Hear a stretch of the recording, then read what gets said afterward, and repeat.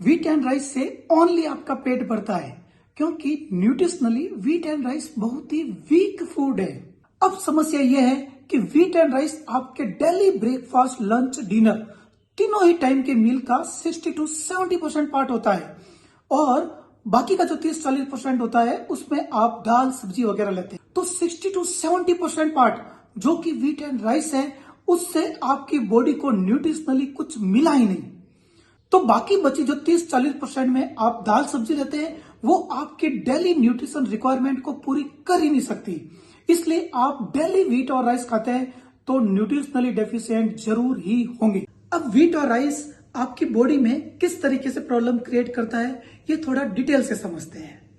Wheat and rice में 70 to 80% carbohydrate होता है, 10% इसमें मॉइस्चर होता है, बाकी 10-20% में ही protein, fibre, mineral, vitamin, fats ये सब होते हैं। अब ये 70 to 80% कार्बोहाइड्रेट आपके इंटेस्टाइन में आता है, और इंटेस्टाइन में इसका डाइजेशन होकर ग्लूकोज बनता है। फिर ये ग्लूकोज इंटेस्टाइन से आपके ब्लड में आता है। अब ब्लड में इस ग्लूकोज को सेल्स में जाने के लिए इंसुलिन हार्मोन की जरूरत होती है। तो जितना ज्यादा ग्लूकोज आपके ब्लड में होगा, उतना ज्यादा पेनक्रियास इंसुलिन सिक्रेट करेगा। आज तक आपने यही सुना है कि हाई ब्लड ग्लूकोज के कारण डैमेज होता है। ये सही भी है, लेकिन उसके बहुत पहले ये हाई इंसुलिन आपकी बॉडी को डैमेज कर चुका होता है, और ये इंसुलिन के कारण होने वाला डैमेज रिवर्सिबल भी होता है। अगर आप अपनी डाइट में इसी स्टेज में व्हीट एंड राइस कम कर देंगे तो ये डैमेज भी बंद हो जाएगा। व्हीट एंड राइस के कारण जो हाइपर इंसुलिन बना, वो आपकी ब्लड वेसल को डैमेज करता है। ये हाइपर इंसुलिन आपके ब्रेन में नॉर्मल फिजियोलॉजी के सिग्नल को डिस्टर्ब करता है, जिसके कारण भूख ज्यादा लगना, नींद ज्यादा आना, इस टाइप की प्रॉब्लम स्टार्ट हो जाती है। साथ ही ये हाइपर इंसुलिन आपकी गट में इन्फ्लामेशन कर देता है। ओवरीज में ये नॉर्मल फीमेल हार्मोन के सिग्नल को डिस्टर्ब कर देगा, तो पीसीओडी जैसी प्रॉब्लम क्रिएट हो जाएगी। ये आपकी नॉर्मल ब्लड वेसल है। फिर जब आप लगातार व्हीट एंड राइस खाते हैं तो हाइपर इंसुलिनीमिया होगा। ये हाइपर इंसुलिनीमिया से आपकी ब्लड वेसल डैमेज होने लगती है। सबसे पहले ब्लड वेसल्स की एंडोथेलियम डैमेज होती है।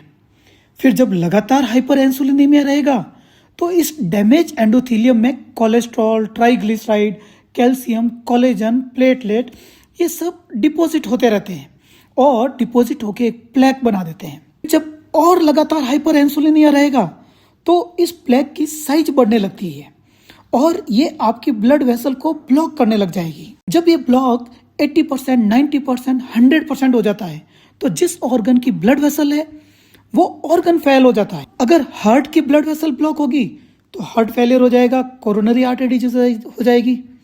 और अगर ये ब्रेन की ब्लड वेसल है तो आपको स्ट्रोक वगैरह हो जाएंगे। और अगर ये ब्लड वेसल रेटिना की है तो परमानेंट ब्लाइंडनेस। इस ब्लाइंडनेस का कोई इलाज नहीं है, कोई ट्रीटमेंट नहीं है। और अगर ये ब्लड वेसल किडनी की है तो किडनी फेलियर।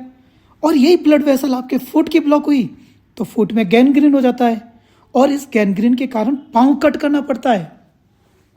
तो दोस्तों, ये जो ब्लड वेसल डैमेज होती है वो एक एक करके नहीं होती है, वो सब एक साथ डैमेज होती है। लेकिन किसी में हार्ट फेलियर पहले होगा, किसी में स्ट्रोक पहले, किसी में ब्लाइंडनेस पहले, लेकिन डैमेज तो ये सब एक साथ होती है। ये हाइपर इंसुलिन आपकी गट हेल्थ को बहुत इफेक्ट करती है। इस हाइपर इंसुलिन के कारण आपके गट में गट बैक्टीरिया की कमी होने लग जाएगी। साथ ही आपकी गट को एक लीकी गट बना देगी, जिसके कारण ओवरऑल आपकी गट एक इन्फ्लामेटरी गट बन जाती है। तो डेली व्हीट एंड राइस खाने से केवल दो ही पॉसिबिलिटी है, या तो ये सारी प्रॉब्लम आपको डेवलप हो चुकी है या फिर डेवलप हो रही है।